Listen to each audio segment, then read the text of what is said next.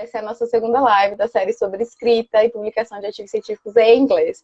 E a gente vai falar sobre como a cultura influencia a forma da gente escrever e sobre como é importante levar em consideração isso para a gente produzir um texto acadêmico que seja aceito por uma revista internacional.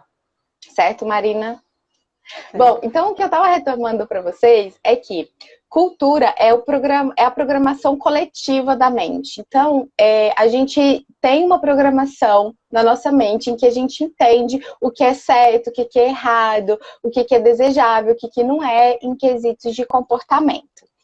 Bom, então a cultura, ela tem subdivisões, né, que vai se afunilando. Então, tem uma cultura universal, cultura nacional e subgrupos de culturas. Então, a gente pode falar de cultura empresarial, então cada empresa tem uma cultura social, econômica e a subcultura acadêmica, por exemplo. Então, quando a gente fala de cultura acadêmica brasileira, a gente está falando de uma coisa, e quando a gente está falando de cultura acadêmica americana, por exemplo, é outra. E quando a gente vai escrever em inglês, a gente precisa ter isso em mente. Bom, em se tratando de cultura, eu queria trazer à tona a imagem de um iceberg. Então, o que a gente vê é uma parte muito pequena de um todo que a gente chama de cultura, né? Então, a parte observável, normalmente, é aquilo que a gente vê quando a gente viaja para outro país ou para outras regiões. Então, diz respeito à alimentação, ao tipo de música, às danças, às vestimentas e à linguagem. Só que tudo isso é só uma pontinha da parte que está submersa na água. Então, a parte invisível diz respeito às emoções, às crenças, aos valores, a forma de pensar. E é um pouquinho para essa baixo de água que eu quero trazer para vocês. O que a gente tem que pensar para além dessa parte observável que é a língua. Entender um pouquinho dessa outra cultura para a gente produzir um texto. Bom, e quando a gente quer fazer parte de uma cultura que não é a nossa, então se você está produzindo um artigo científico em língua inglesa e quer publicar isso num artigo nos Estados Unidos e você quer, de certa forma, participar daquela cultura acadêmica, você precisa entender quais são as normas, quais são os rituais para você se adaptar e adaptar o seu comportamento para você fazer parte dessa cultura. E é um pouquinho sobre disso que a gente vai falar com vocês, que antes de sentar e escrever, vocês precisam entender quais são essas normas para vocês poderem produzir um texto que seja aceitável e mais facilmente publicável no outro país. Bom, para virar essa chavinha, então, a gente precisa entender algumas questões importantes. E eu quero que a Marina traga para a gente agora como exatamente esses aspectos culturais podem influenciar a forma de você escrever em outro idioma, de você pensar em outro idioma. Uhum. Bom, a língua, ela parte do contexto cultural, né? A língua em si é um código. E você vai usar esse código conforme aquilo que você aprendeu na sua cultura, aquela programação mental coletiva, como você já disse. Esse código ele pode ser usado de formas diferentes, dependente do falante. Se você, vamos supor que a gente está aqui no Brasil, nós brasileiros falamos um português com base na nossa região, inclusive, né? Porque aqui no Brasil é bem difícil falar o português do Brasil inteiro. Em Portugal, as pessoas falam português também, mas com um arcabouço cultural de Portugal, de europeus, com outra bagagem histórica, né? E isso influencia na forma como eles usam a língua. Por isso que a nossa língua portuguesa é tão diferente da deles, porque ela foi sofrendo modificações causadas pelas questões culturais, históricas e sociais.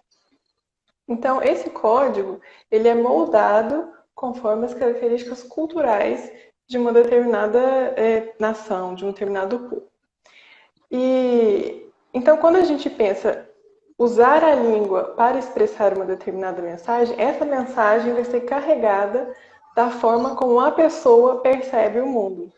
E essa forma, como a gente já disse, está relacionada com como o povo a que essa pessoa pertence vê o mundo, que é a cultura, certo? É isso. Bom, entendendo um pouco isso, eu queria que você explicasse melhor pra gente, Marina, se existe algum estudo que fala mais especificamente sobre essas diferenças culturais e sobre como elas impactam a nossa comunicação diretamente. Sim. Tem um estudo muito legal de um antropólogo que chama Edward Hall. Ele propôs uma teoria para estudar diferentes tipos de cultura e como que essas culturas se comunicam. E aí ele chegou em duas categorias: as culturas de alto contexto e as culturas de baixo contexto.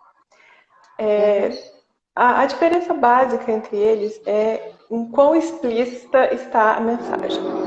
Então, eu vou contar uma história aqui, antes de ir para os elementos de cada categoria, para vocês entenderem mais ou menos.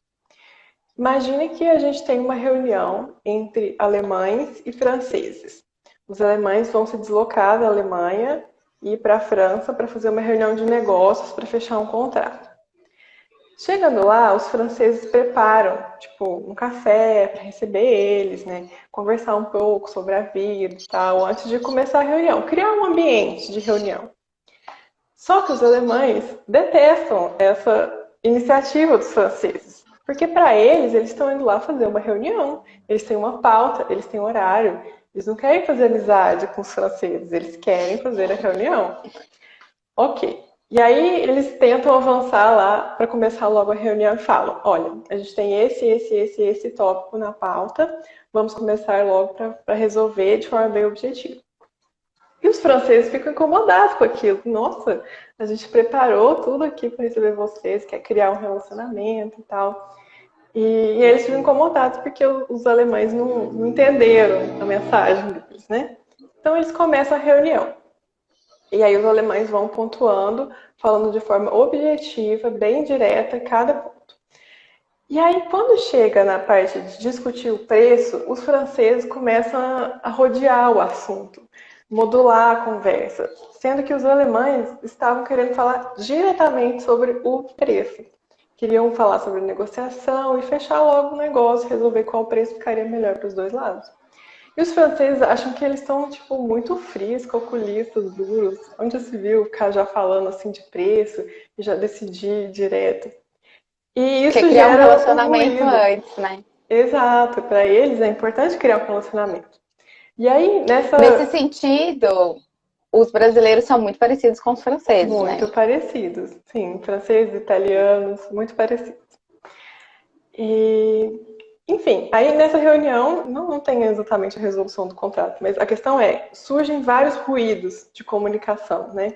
E vários desses ruídos não estão só na língua, no uso da língua, né? Tá nas expectativas criadas por cada cultura, na materialização das ações que eles estavam querendo executar para falar com o outro, comunicar, né?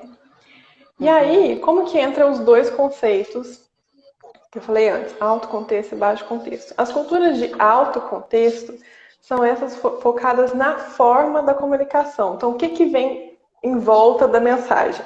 Que são os franceses, brasileiros, italianos.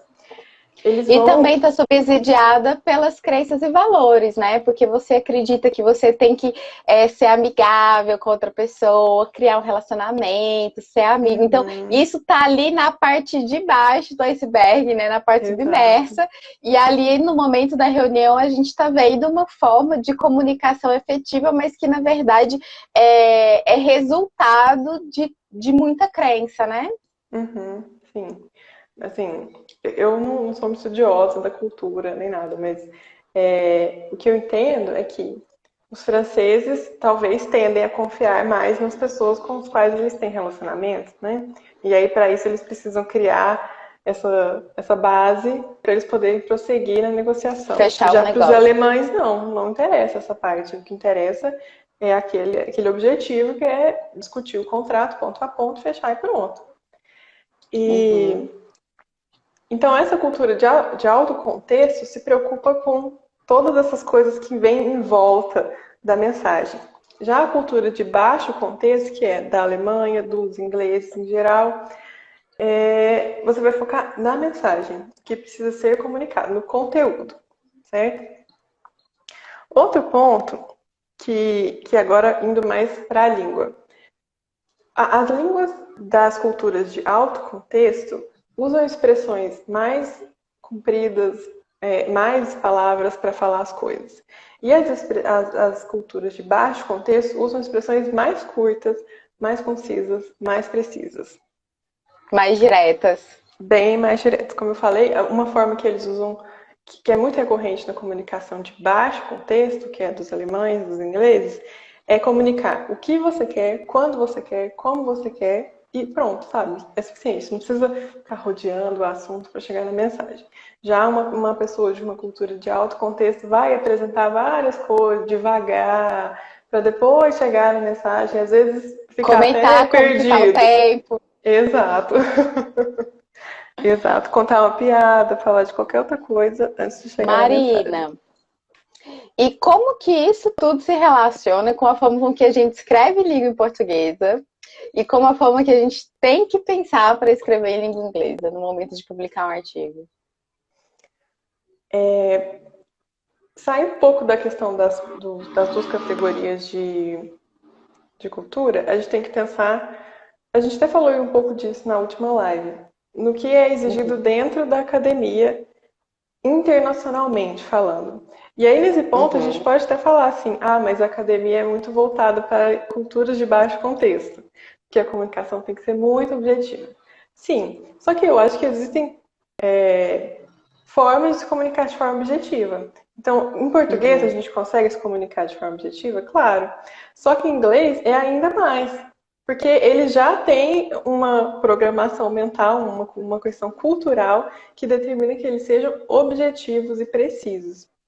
Ou seja, desculpa, é mais natural para eles escreverem, porque eles já pensam assim naturalmente. A gente não, como brasileiros, a gente tem essa tendência de rodear o assunto, de falar como está o tempo, e fazer a introdução, e isso se reflete no texto, né? Então, claro que é possível a gente, em língua portuguesa, escrever de forma mais direta, e é justamente isso que a gente recomendou na última live, quando for escrever um texto, seja que para publicar em língua portuguesa, né? Para que a mensagem seja entregue de forma mais clara e mais objetiva. Só que aí, quando não é muito natural, né? A gente tem que treinar a escrever assim de forma mais objetiva.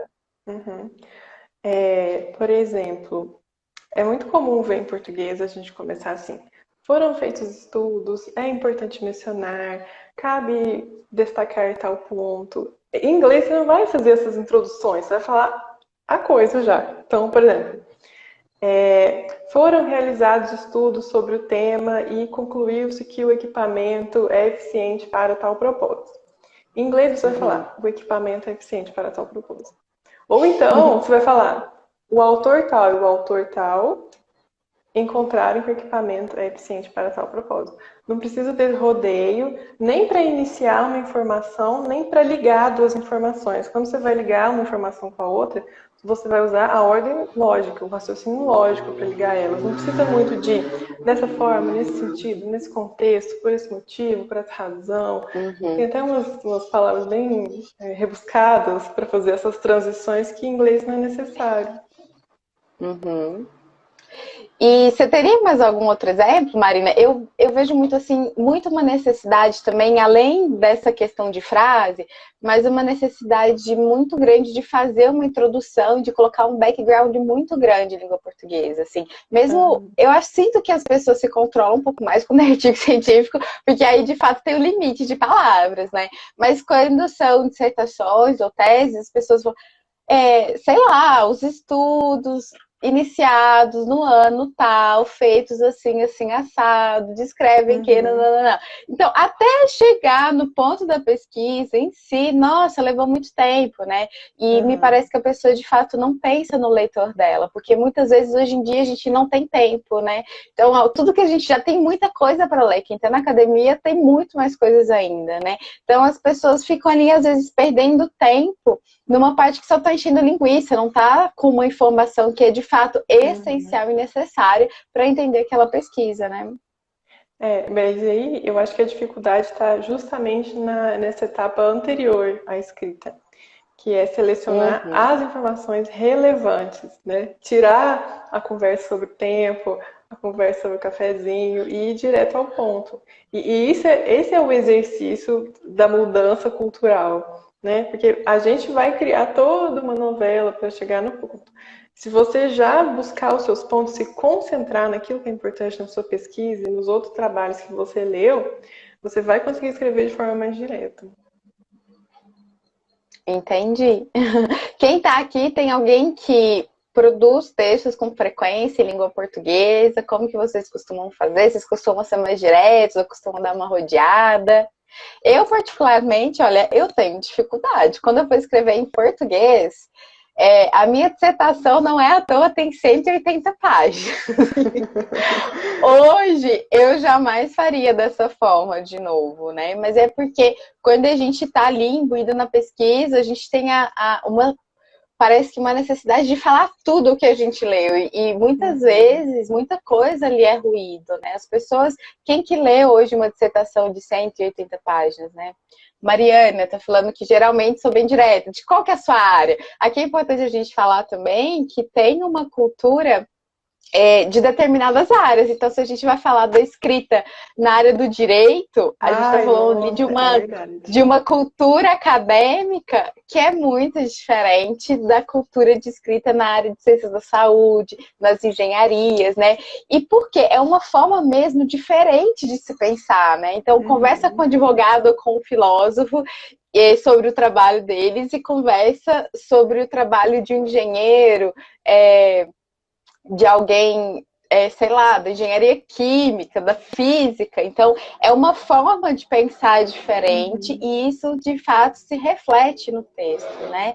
E a gente, como revisoras, sou das biológicas, as biológicas também são mais diretas. Agora, humanas, Mariana de Deus, eu falo que eu tô no meio, assim, a gente pensa muito, então tem que ter um esforço consciente para você produzir um texto mais claro mesmo, sendo mais direto, né? Não ficar juntando uma frase da outra, incluindo detalhes que não são extremamente necessários.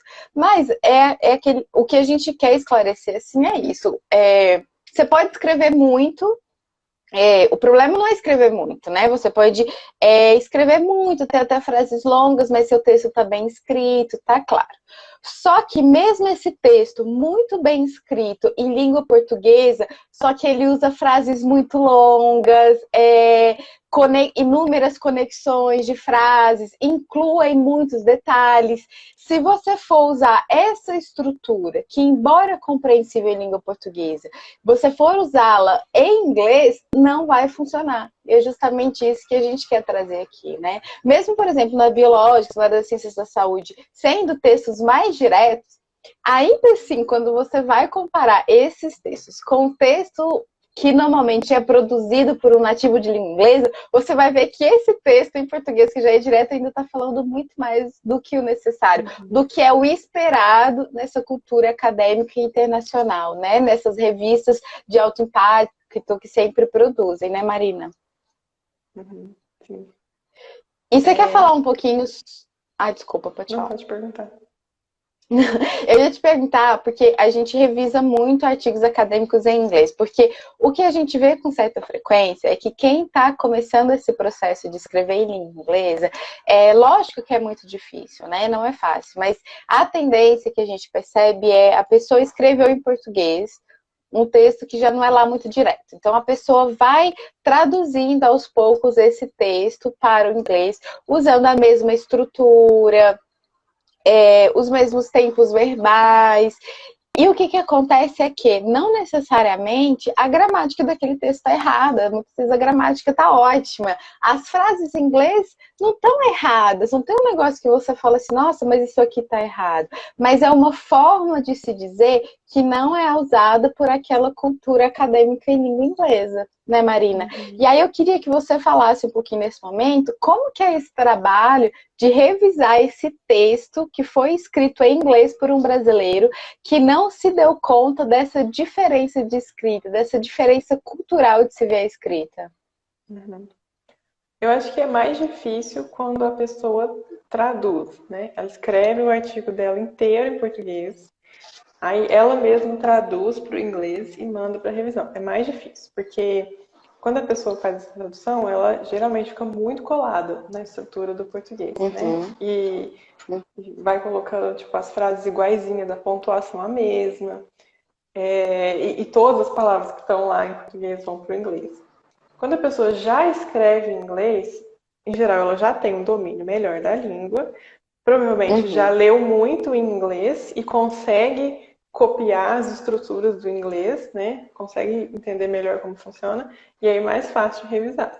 Mas quando vem traduzido, é mais difícil e exige um olhar um pouco mais criterioso para ver o que não precisa ser dito lá, que pode deixar o texto mais objetivo.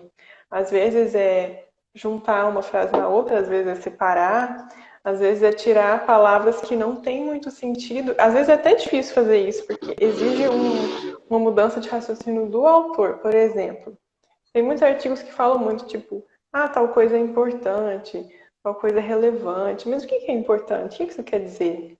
É mais frequente? É mais intenso? Entende? Em inglês, em geral, eles são mais precisos. Esses termos, esses adjetivos genéricos, devem ser evitados na escrita acadêmica, porque você quer ser objetivo, né? Então, esse tipo de alteração precisa ser observada. Inclusive, tem muito que voltar atrás e ir para o início da escrita, sabe? Sempre. Porque é no início da escrita que vai acontecer essas modificações para o inglês. Bom, e aí você sempre faz essas modificações que, de forma geral, é enxugar o texto, usar estruturas que, de fato, são mais frequentes em língua inglesa. Mas se você pudesse, assim, dar um conselho mais objetivo para quem está começando a escrever inglês, mesmo que traduzindo, mesmo que produzindo primeiro em português, ele vai começar a traduzir. Quais são esses conselhos que você daria para esse estudante? Primeira coisa, escreva na ordem direta, voz ativa.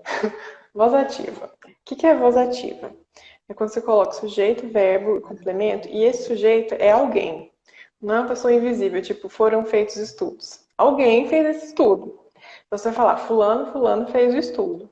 Ou então, estudos apontam que. Então, os estudos apontam, não é? Resultados foram apontados, entendeu? Então, é importante determinar os sujeitos que fazem as coisas. Mas quem fez o experimento fui eu. Então, tipo, a pessoa coloca em português. Neste estudo foram feitos testes em tal animal. Você falar em inglês, né? A gente vai usar we, na maioria das vezes. Ou então, the authors, os autores. Alguém fez. O autor, eu, nós, né? Em inglês é aceitável isso, porque você precisa dessa estrutura em voz ativa em inglês. E isso deixa o texto mais direto, inclusive, né? É bem mais fácil quando você coloca a voz ativa, deixar o texto mais direto. Bom, então eu acho que de conselho geral é esse, entender que você está escrevendo para uma cultura de baixo contexto. E se você quer publicar nessa nova cultura, você precisa se adaptar a ela. Não adianta você escrever um texto que não tem erro de gramática em inglês, mas que está usando uma estrutura que não é própria daquela cultura, que você está usando uma verborragia que não é esperado. Então, muitas vezes a gente vê, né, Marina, artigos sendo recusados pedindo revisão de língua inglesa. E não é porque tem erro, né? Mas é justamente porque não está usando essa estrutura linguística que é própria dessa outra cultura. Mas se a gente pensar no caso da revista científica, quem vai ler é um parecerista, né? Uma pessoa da área, que tem experiência, que está acostumada com um texto acadêmico em inglês. É como se você se mantiver muito preso à estrutura do português, é como se o alemão lá da reunião fosse ler um texto escrito pelo francês. Ele provavelmente ia se cansar ou se irritar. Então, quando a gente pensa no leitor, é mais fácil também escrever assim. Para já pensar no aceite, né? Afinal de contas, você quer agradar esse parecerista. Você não quer que ele leia um texto que seja cansativo, que ele pode recusar, não porque você tem um problema no seu trabalho, algum problema metodológico, mas porque tem um problema na escrita, né? E, bom, para já encerrando nossa live, eu queria, Marina, que você adiantasse um pouquinho qual que é o assunto da nossa próxima live. Eu acho que a próxima live vai ser a mais importante.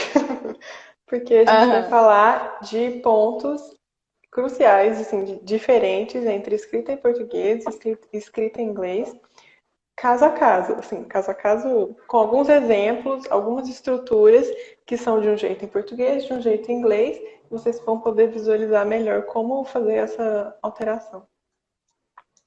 Certo, ou seja, então depois que a gente entendeu nessa live, na live passada, que a gente tem que organizar o nosso pensamento, saber o que você tem que colocar em cada sessão, fazer um planejamento de tópico que vai em cada lugar, entender que você tem que ser simples e direto. Agora a gente entendeu um pouco mais sobre essa cultura de baixo contexto, ao qual a gente deseja pertencer, né? A gente quer publicar numa revista internacional. Então, agora a gente vai ver mais especificamente, de forma mais direta, quais são essas alterações textuais que a gente tem que fazer para produzir esse texto em língua inglesa que o parecerista vai gostar. É isso? Isso.